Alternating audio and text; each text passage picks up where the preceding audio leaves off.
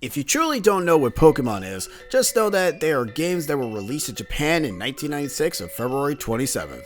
The games were called Pocket Monsters mainly because the little mons were always in the pocket-like manner, hence the name.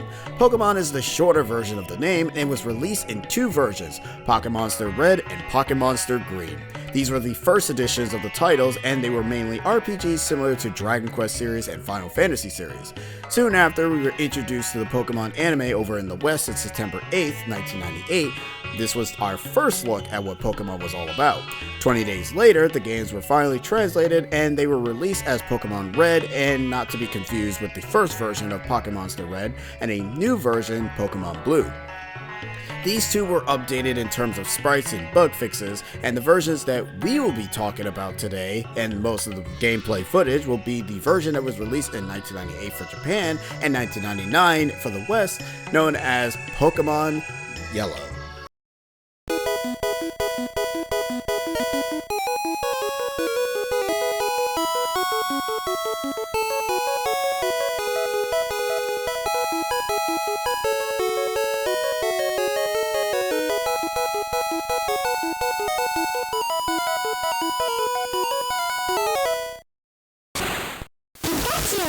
The story of Pokemon starts you out in the Kanto region. You play as the Pokemon trainer Red, who's going to be the very best.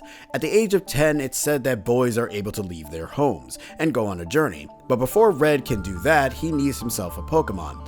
Pokemon are these little animal creatures that have amazing powers and great marketing skills.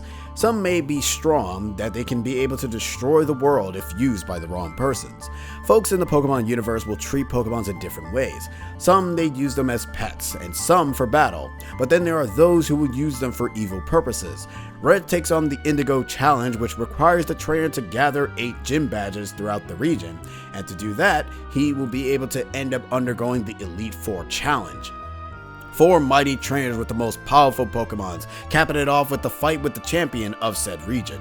Throughout Red's journey, he will encounter Team Rocket, an evil syndicate that plans to do anything to what it takes to be able to obtain what they want. Their leader, Giovanni, wants to use Mewtwo, a very powerful Pokemon that's able to defeat almost anything in its path.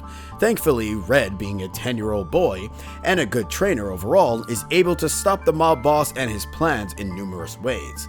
The main focus of the game is, well, you have to catch them all. And trust me, in order to 100% this game, you need to capture all 150 Pokemon. Each Pokemon you capture will be registered in the Pokédex, otherwise known as the encyclopedia of the game. This ends up getting updated in each generation, which I do like because it's pretty much like how real life updates with different types of history lore. There are essentially 3 versions of the game, 4 if you end up counting Pocket Monster Green. But the focus that I'm going to end up talking about a bit will be Red and Blue. The reason we have 2 versions is so that players can trade with their friends and also do battles with them.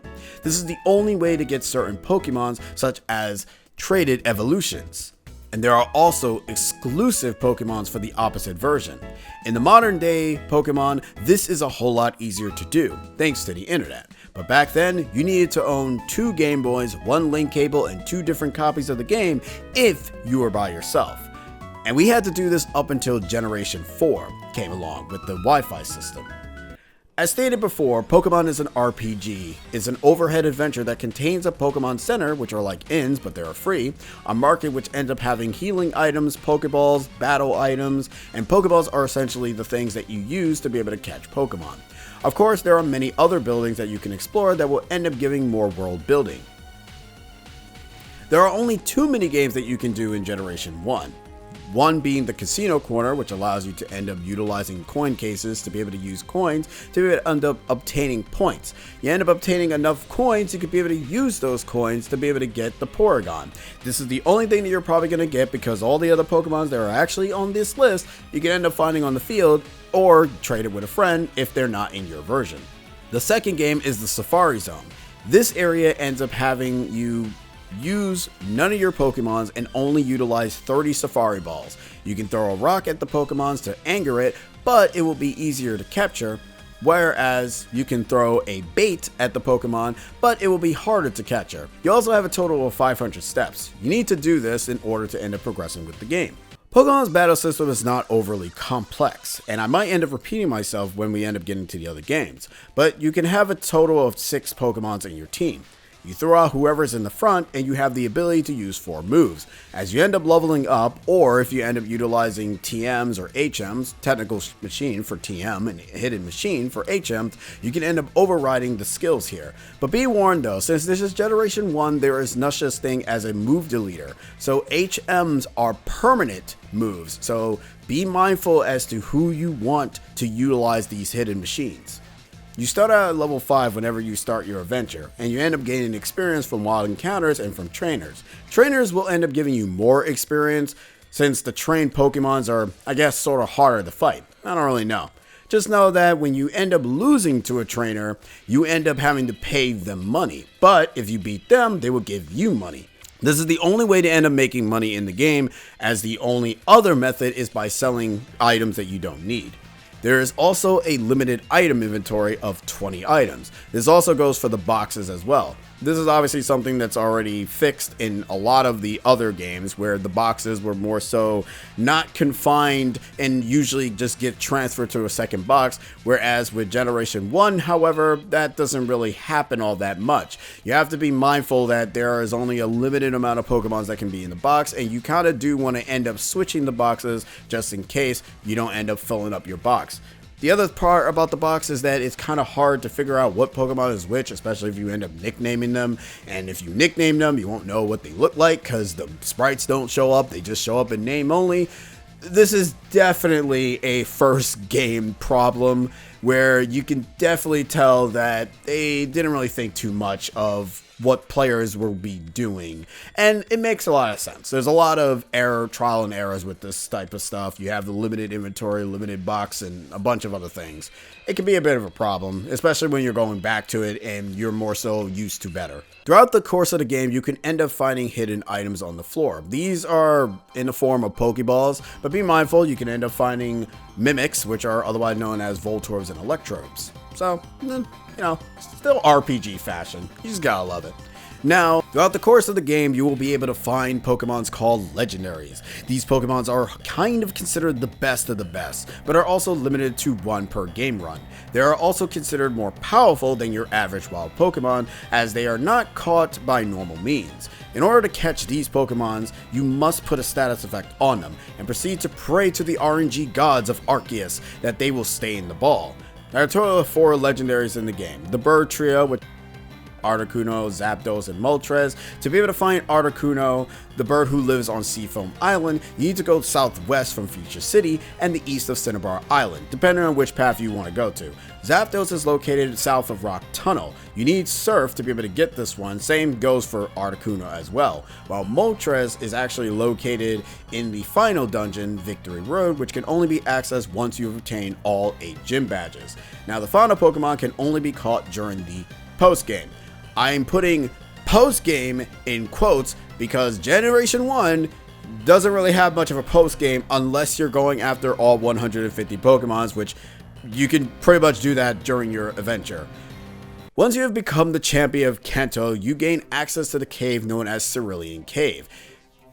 There, you will end up having an NPC that will be no longer blocking the path. He will be blocking the path only to tell you need to be a strong enough trainer. Once you end up having all the 8 badges and manage to become the champion, he basically just disappears. I don't really know what happens to him. Now, in this dungeon, you will find 60 to 65 level Pokemon, so be mindful that you'll probably still get random encounters even if you use the items known as repels. Repels are essentially the get away from me item, but they only work depending if your Pokemon is a higher level. If your Pokemon is a weak level, you'll still end up encountering Pokemons because, well, if they're a higher level than you, then it is what it is. This is actually good in future games when we end up dealing with the other trio of legendaries. If you know what I mean, it can be a little bit annoying, but the repels will be able to help encountering said legendaries. We'll obviously get to more of that later, but for right now, let's focus on the final legendary known as Mewtwo. Now, Mewtwo is by far the most difficult catch. He's very hard to beat. He is overcoming him will be the most difficult. Oh. Never mind, yeah. If you save the Master Ball, which you get throughout the story, you can end up easily catching this very powerful level 70 Pokemon with ease. And congrats, everybody in the schoolyard hates your stinking guts because you decided to get Mewtwo and use it against them. Legendary should be banned when battling your friends. Actually, you know, you can do whatever you want. People probably still use legendaries in tournaments, right? I don't really know. I don't really follow the competitive scene. Pokemon Red, in terms of anything, Pokemon Red and Blue was usually always the best type version to end up going back to. Every now and then, not always. Sometimes the design choices can be a little bit frustrating. But I do like Pokemon Yellow out of the two, mainly because of the fact that it is inspired, or it takes some references from the anime, such as you have certain gym leaders having certain specific teams that are based off of the anime. You have Misty and Brock, who I thought at first were wearing their anime outfit. They're actually not. They actually do get a different type of outfit based on the official artwork from Pokemon Yellow. So they're not really wearing their anime look, but they do kind of sport like a different sprite where they look like they're from the anime, but not really. Lieutenant Surge ends up utilizing only Raichu if you're playing Pokemon Yellow. Nice attention to detail there. Erica only ends up using her Gloom and only her 2 Venonats, because that's also a nice attention to detail there. Sabrina ends up using Abra, but she uses the whole Abra line where she uses Abra, Kadabra, and Alakazam. It would have been nice if they just used Abra and then proceeded to have like a very high level Kadabra similar to the anime, but it's close enough. She still uses Abra. She doesn't really utilize different types of Pokemons like Mr. Mime or Venomoth. I don't know why Venomoth is in there. Koga ends up using just nothing but Venonats, and the final Pokemon is Venomoth for some reason. It's a weird thing. Even though in Red and Blue he uses Muck, but that's his team in that game, and he also uses like Weezing. The other extra thing that you get in Yellow is you get to fight Jesse, James, and Meowth.